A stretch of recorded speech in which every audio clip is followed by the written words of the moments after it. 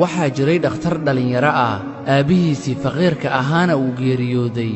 waxaa la wareegtay korintiisa iyo tarbiyayntiisa hooyadiisa. waxay wiilkeeda ku quudin jirtay dharka ay u dhaqdo deriskeeda lacagta ay ka hesho ilaa uu wiilkii ka noqday dhakhtar.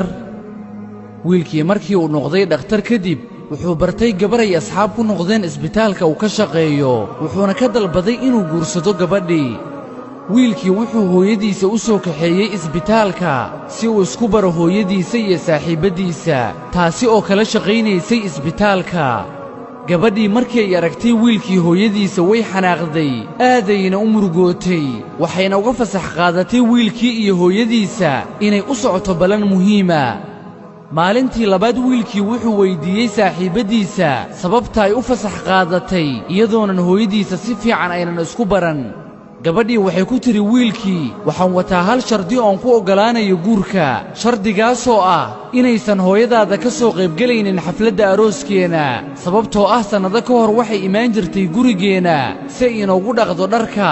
haddii ay waalidkeenna arkaanna waxaa laga yaabaa inay diiddaan inaad i guursato. wiilkii dhakhtarka ahaa aad ayuu la wareeray arrintaasi.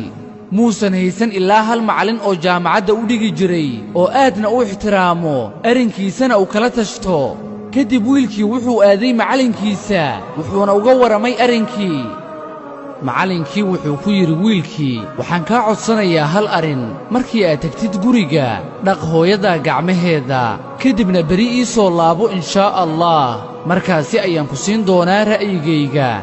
wiilkii markii uu aaday guriga kadib hooyadiisa ayuu ka dalbaday inuu u dhaqo gacmaha. wuxuu bilaabay inuu u dhaqo gacmaha si tartiib ah, deedna indhihiisa ayaa waxaa ka soo daatay ilin markii uu arkay siday u muuqdeen gacmaha hooyadiisa. waxay ahayd markii ugu horraysay uu arko ama uu dareemo gacmaha hooyadiisa siday u adkaadeen iyo siday u dildillaaceen, sabab uga timid saabuunta iyo oomada ay ku dhaqi jirtay dharka. sidaasi darteed hooyadiisa waxaa xanuuni jiray gacmaha mar walboo ay istidhaahdo wax dhaq ama wax qabo. markii uu gacmaha ka dhaqay hooyadiisa kadib ayuu fadhiistay, wuxuuna soo xasuustay qaar ka mid a aayadaha allaah, kuwaasi oo inoo dardaarmaya u baari ahaanshaha iyo usxaanfalidda waalidka. wuxuuna soo xasuustay xadiiskii rasuulka sala allahu calayhi wasallam oo ahaa jannada waxay hoos ahaatay cagaha hooyooyinka, iyo sidoo kale xadiiskii ahaa raalli ahaanshaha allah waxay ku jirtaa raalli ahaanshaha waalidka, caradiisana waxay ku jirtaa carada labada waalid. wiilkii aad ayuu u ilmeeyey, wuxuuna taleefonka ka wacay macallinkiisii, wuxuuna ku yidhi, waan kuu mahadcelinayaa macallinkayga, aad ayaad u mahadsan tahay. waxaan qaatay go'aan, hooyadeydana ugama mashquulayo howlahayga. wuxuuna bilaabay in wakhtigiisoo idil uu hooyadiisa ugu kaalmeeyo, waayo qofkii aanan qadarin nolosha hooyadiisa isagana qofna ma qadarinayo noloshiisa.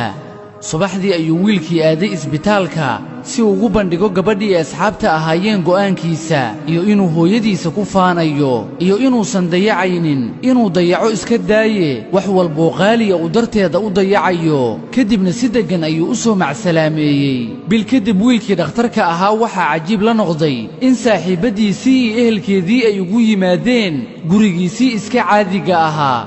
waxayna aad u ammaanayeen hooyada naxariista badan oo wiilkeeda u hurtay wax walbaa si uu isagu meel u gaaro. waxayna sidoo kale aqbaleen inay u guuriyaan gabadhooda wiilkeedii dhakhtarka ahaa. alla weyne wuxuu yidhi, وقضى ربك ألا تعبدوا إلا إياه وبالوالدين إحسانا إما يبلغن عندك الكبر أحدهما أو كلاهما فلا تقل لهما أف ولا تنهرهما وقل لهما قولا كريما واخفض لهما جناح الذل من الرحمة وقل رب ارحمهما كما